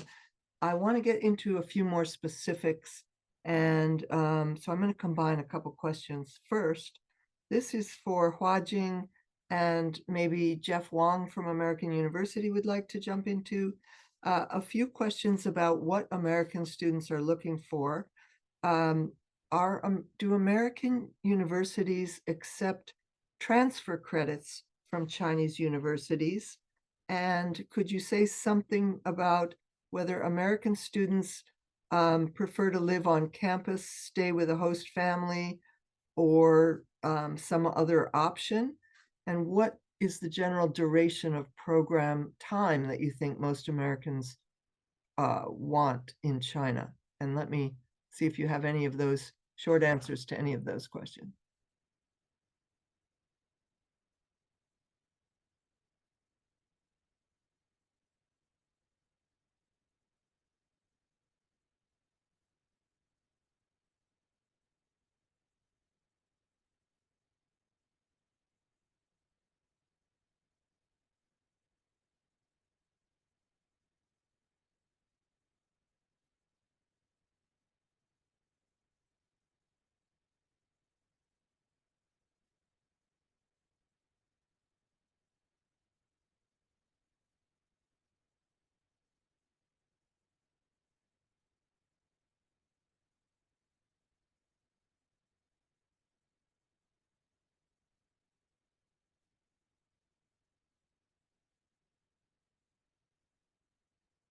I actually agree with the aspects of what Jeff had talked about, so I'm not going to repeat that. But to the first question, Madeline, you mentioned about how to attract courses, how are these programs attracting students to China?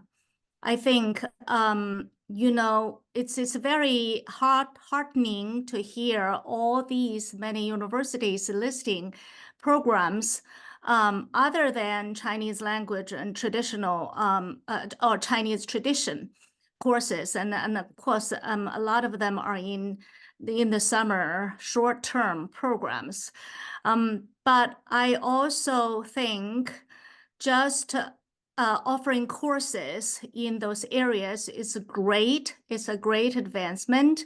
But I think a better way, perhaps, would be more beneficial is to integrate some hands-on and career-related skill building components into the classroom coursework.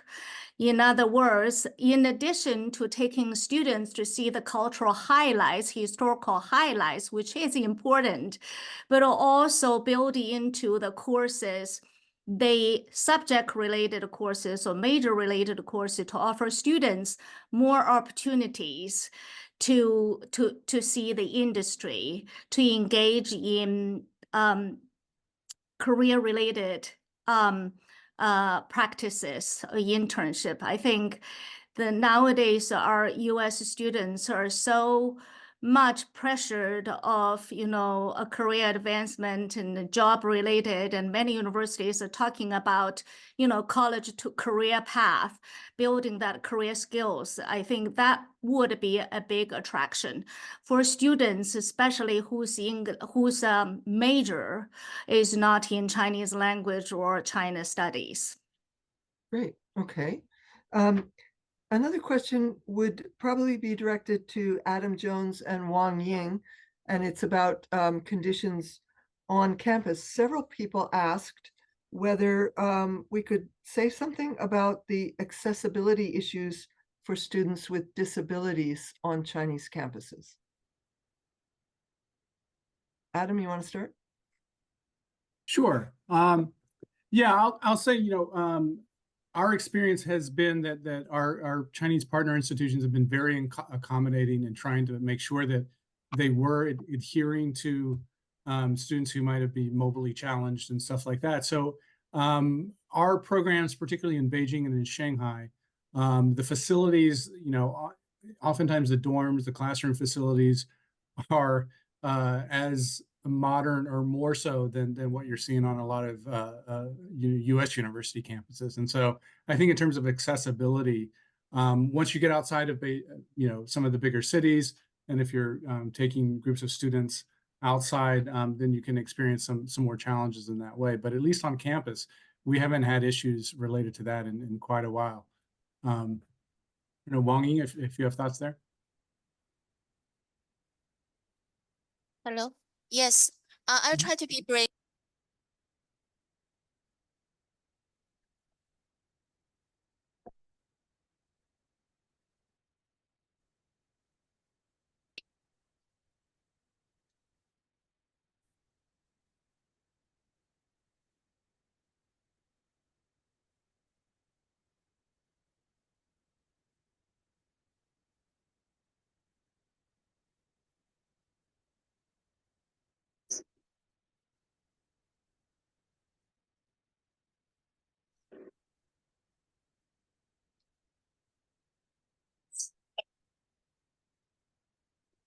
Great. The last question I'll quickly direct to Caitlin. We have a number of questions about whether students have any concerns about their data privacy on the Chinese campuses, and also whether they've encountered any negative views about America and Americans in recent years in China. Do you want to address either of those?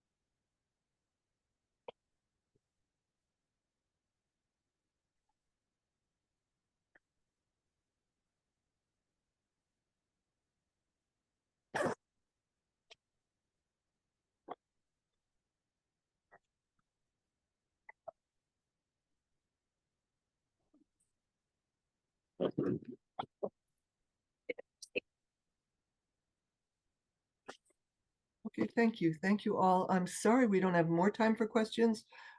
We will be sending out a recording of this session to everyone, and we'll try to include contact information for some of the speakers in case you want to follow up directly. But now I would like to move on to our final session, which will feature closing remarks. And for that, we have 3 international education leaders who are at helping to lead organizations who are doing really the heavy lifting work of increasing student mobility to China. We're going to hear first from Joanne Hartman, who is standing in for the CEO of NAFSA, Association of Study Abroad, Fanta Au. Fanta Au was called away at the last minute today. After Joanne Hartman, then we will hear from, we're going to hear from Fu Bo, who you've already met, the Deputy Secretary General of CEAIE, and then Alan Goodman, who is the longtime CEO and leader of the Institute for International Education. Without these 3 groups, we would be hard-pressed to increase U.S. student mobility to China. They will each say something very briefly, and then we may be just a few minutes behind, but we will close the session with a few remarks at 9:30 or thereabouts. Thank you. Joanne? Thank you so much, Madeline. Sincere apologies and regrets from Fanta. As Madeline mentioned, she was called away and she regrets that she's not able to join us this evening. Greetings from Washington, D.C. Thank you to the U.S.-China Education Trust and CEAIE for convening this very important event and your continued partnership with NAFSA Association of International Educators. I've appreciated the insights and the presentations, remarks from our colleagues around the table, and especially from Caitlin in her own words, her own experiences. We've seen, hear from her how important her experiences have been in shaping who she is today and what she continues to learn and experience with her studies at Peking. NAFSA cannot emphasize enough how vital it is that student mobility and exchange continues. More than ever, the innovations and advancements of the future depends on relationship building, collaboration, understanding, and shared goals.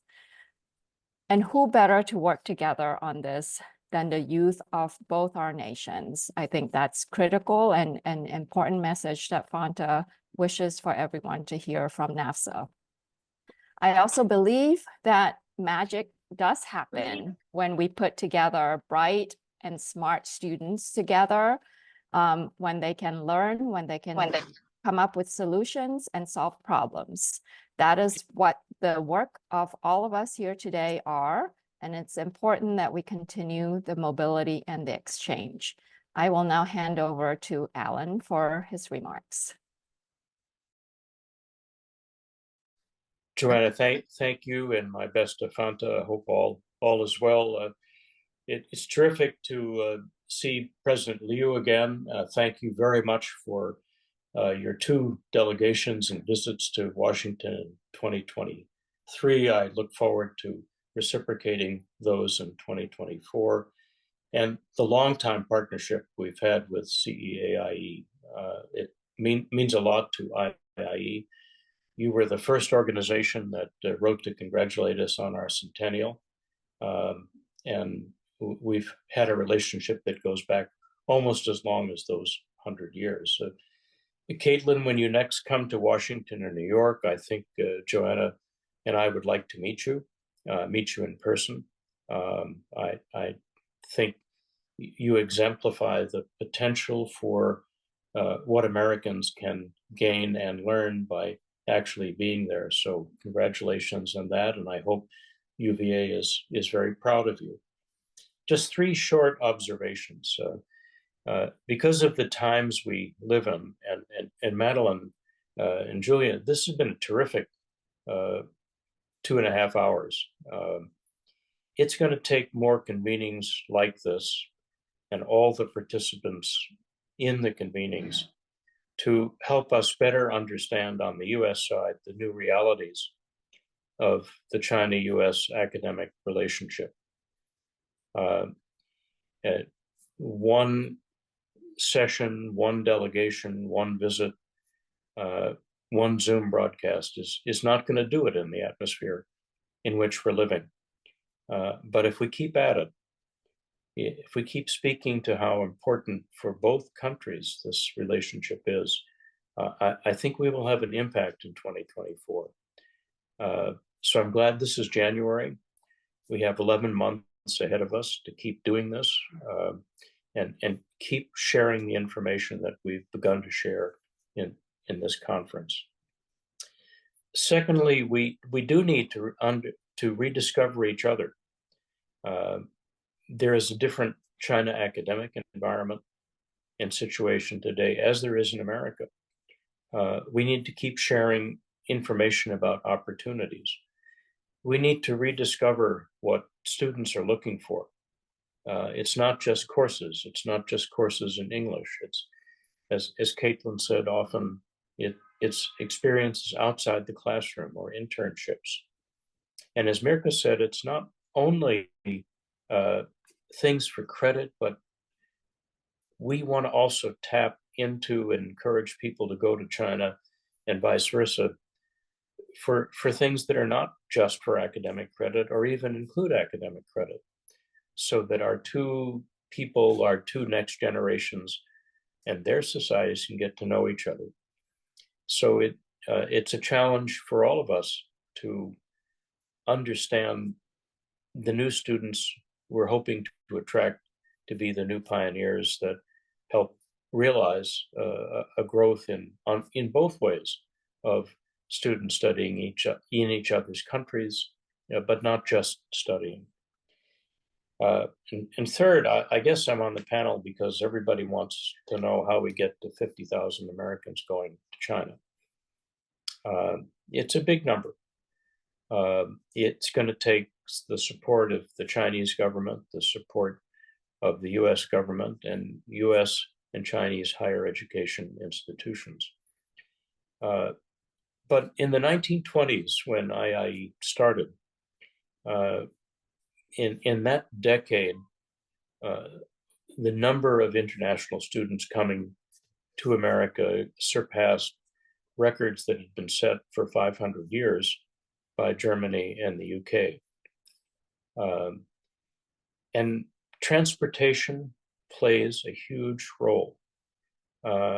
We worked with something called the White Star Lines, which is a shipping company that offered first class and second class tickets on steamships to people coming both ways between Europe, Australia, Asia, and America. And our effort resulted with other organizations in creating a third class of tickets so that students could exchange and take seats and berths on those ships so that they could come both ways to study in all of the countries affected. China has a mighty civil aviation fleet. The government plays a major role in that aviation fleet. And if they could lead the way in saying in every flight, 10 seats or 20 seats would be at a rate that students could afford because of the importance of international educational exchange, I think other countries, including our own, might be able to follow. We did the student shipping fair for 20 years. It resulted in going from 6,000 students coming to America to 60,000. We're going to need that kind of effort to bridge, make it possible for students to travel both ways, but especially to afford for Americans the flights to go to China, which I know there's a lot of competition for.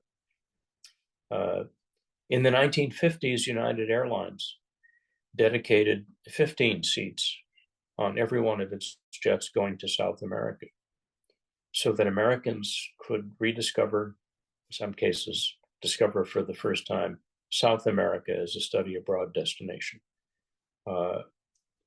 These are the kind of efforts that we're going to need to bridge not the cultural divides, not the political divides, but the financial divides that make it more difficult for students to for American students to go to China, and probably for Chinese students to come here. I'm sorry, I would just like to interrupt a moment to say we have a request from the U.S. Embassy representative in Beijing to say a few words. So if you could wrap up, I'd like to give her a couple minutes too. Well, welcome that, and I'm done. Okay, thank you so much. I'm sorry, we're just so close to the time, but that's okay. Let me give a few minutes to Sherry Bistronsky, who is a counselor for public affairs at the U.S. Embassy. Then we'll go to Fu Bo from CEAIE, and then I will close the session. Thank you, and over to Sherry. Good morning. Good morning, and thank you so much, Madeline. Thank you very much, Fu Bo, for your flexibility and giving me the floor for a few moments. I wanted to take the chance first to say how happy we are, although our logo is not on our beautiful background here today, how happy we are that the U.S. Embassy in China is a supporter and a sponsor of this event through a grant to USCET. We have been good partners with USCET for years and are just so happy to be part of this very important conversation. I also want to thank CEAIE and the Ministry of Education for your great partnership with us, not only in the last few years, the difficult years in the pandemic, as we think together about how to reinvigorate and reconnect our two societies, but for your words, Chendali, of optimism about how the US government here in the US mission in the Ministry of Education will work together in this shared challenge to bring more students from America back to China, and of course, continue our longstanding support and openness to Chinese students to study in the United States. I asked for the floor today because we heard over and over in presentations this morning concerns about the US travel advisory. And I felt that it was important to say a few words about it for those who might not be as deep in the weeds or the details about the travel advisory as many of us who work in the State Department are. Travel advisories represent the commitment of the Department of State to US citizens who travel and reside abroad by providing them with important safety and security information. Travel advisories are based on a comprehensive and objective review of safety and security conditions that could affect the lives and interests of US citizens abroad. We undertake this analysis globally in every country overseas, without any regard to the bilateral political or economic considerations. We are constantly evaluating these facts and are committed to updating our safety and security messaging. I think it's very important to state straight out that the US State Department Travel Advisory currently advises US citizens to reconsider traveling to mainland China due to ongoing PRC government practices of arbitrary enforcement of local law, including in relation to exit bans and wrongful detention. We have heard loud and clear the concerns from US university presidents and our partners in this effort to bring Americans back to China of the effects of that level 3 travel advisory. We understand it, and we know that it is very serious. What I would ask is that all of you who are interested and are working with us would bring those same concerns to your PRC interlocutors to help them see the urgency in the question of asking the PRC government to look at the question of arbitrary enforcement of local laws and exit bans, and how that is really an obstacle for many students, parents, and university administrators in bringing Americans back to China. Now, I don't want to end today's session on a down note. I want to end by saying we are very excited about the 50,000 student goal that President Xi Jinping has set for the PRC. We are engaged and all in on working together to bring Americans back to China and continuing to welcome US students. We are grateful for the partnership from the Ministry of Education, from CEAIE, and for all of you who joined us here today. Thank you again for giving me the floor, and please, Phu Bo.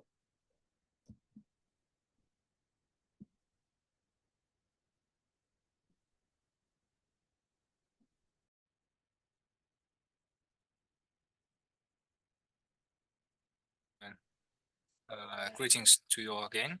After 2.5 hours of exchanges and discussions, the workshop on increasing US student mobility to China has come to an end. This is an important meeting for resuming and enhancing exchanges and cooperation between universities in China and the US, and expanding student mobility. And is also an effective activity to implement the San Francisco vision reached at the bilateral summit 2 months ago. This year marks the 45th anniversary of the establishment of diplomatic relations between China and the US. The more critical the development of bilateral relations, the more important it is to strengthen youth exchanges between the two countries and build various types of exchange and communication mechanisms so as to bring new momentum to the healthy bilateral relations.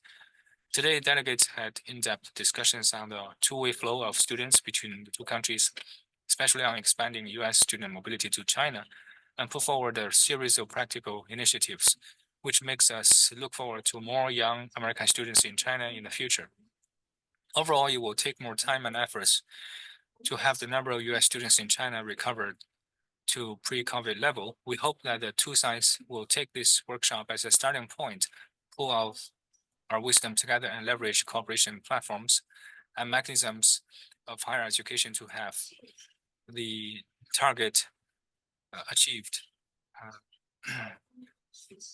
especially to encourage bigger numbers of American students to come to China to deepen the mutual understanding.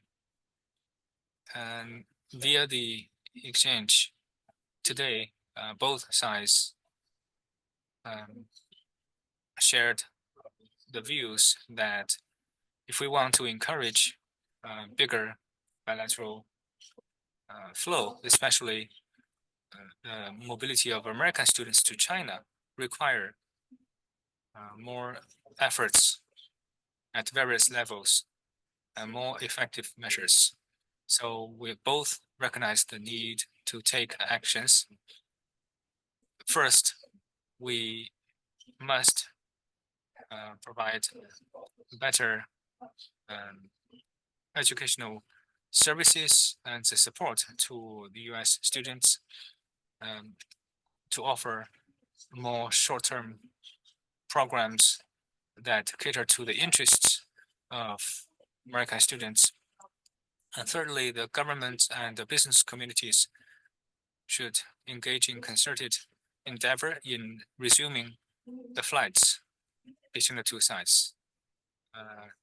10 years ago, the weekly flights between the two sides stood at over 340, which has been reduced to under 40, which is a big hurdle that impedes the bi-directional flow of students.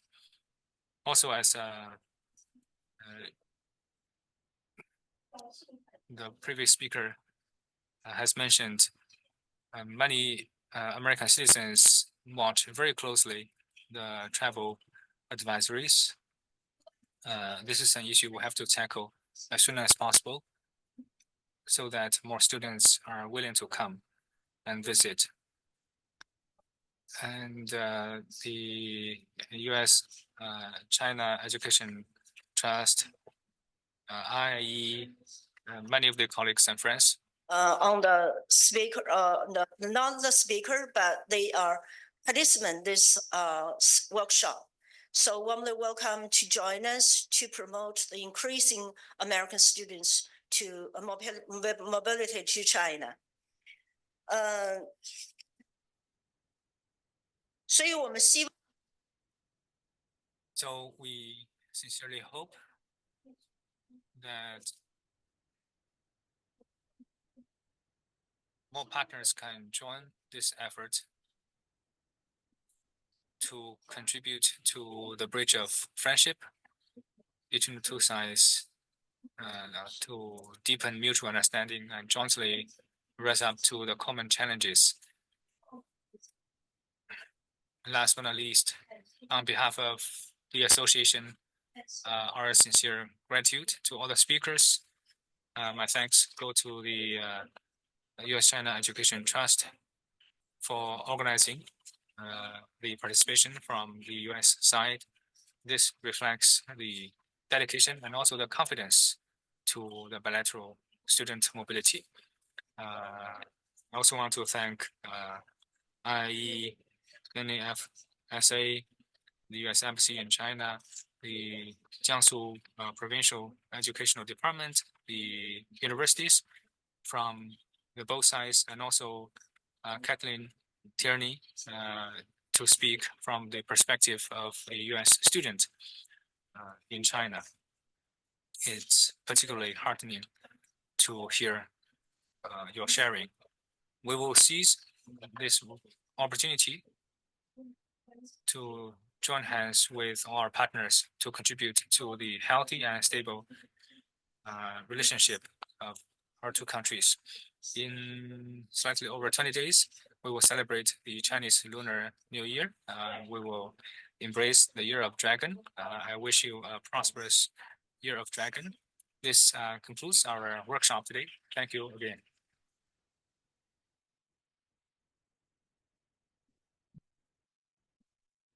I would like to add logistical things. I join Fubo in thanking the speakers, the audience, but also a special thanks to the hardworking staff at UCIT and CEAIE and the very hardworking translators who were with us tonight. They did a fantastic job. I hope this workshop will help create opportunities for many more Americans to study abroad. It certainly demonstrated that there is no lack of positive energy, goodwill, and creativity on both sides.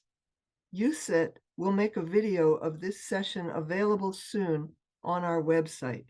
You can also go to our website to download the list of short-term study abroad programs prepared by CEAIE and a list of study abroad resources available from IIE and NAFSA. Thank you all for your interest and support. We look forward to continuing to work together to raise opportunities for increasing educational exchange. Thank you and farewell.